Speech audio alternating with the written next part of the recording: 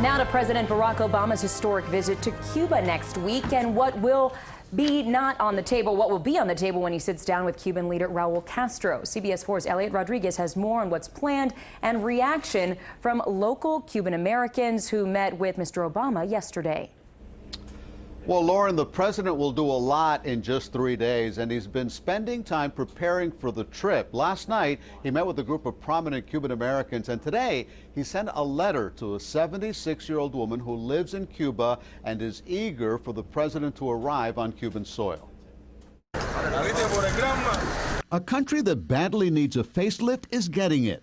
Well, at least it is at this Havana baseball stadium where President Obama will attend an exhibition game next week. The White House has released details of the president's visit. It begins Sunday with a tour of Old Havana and a visit to Havana's cathedral, where Mr. Obama will meet Cardinal Jaime Ortega. Monday, he'll meet with Raul Castro, as well as Cuban entrepreneurs, and attend a state dinner.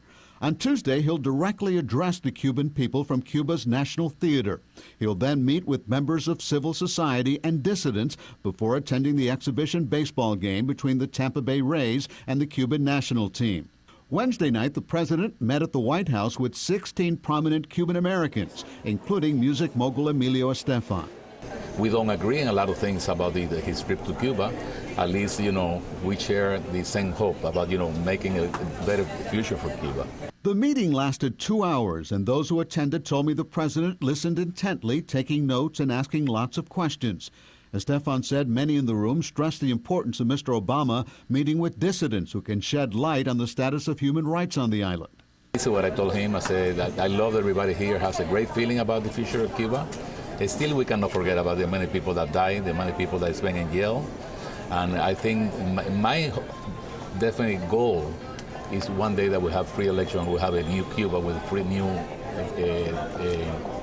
president. Also in the meeting were healthcare executive Mike Fernandez and businessman Carlos Saladrigas, who told me the president's address to the Cuban people next Tuesday will be a once-in-a-lifetime opportunity to promote change.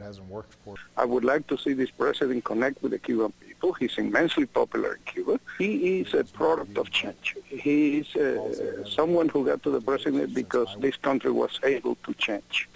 And I think that's a powerful message to tell to the Cuban people that they do not need to fear change. Meantime, a letter from the president is making its way to Cuba via direct mail, which began this week from the United States to the island. 76-year-old Ileana Yarza wrote to say she supports the president's efforts to bring the two nations closer together. Now, the president is hoping to make an impression on people like that lady, but convincing the Cuban government to change will be much, much more difficult. Today, Cuba's foreign minister said political and economic reforms will be off the table during talks between President Obama and Raul Castro. Of course, it'll be up to the president to decide what he talks about when he addresses the Cuban people directly. In the control room, Eliott Rodriguez, CBS 4 News.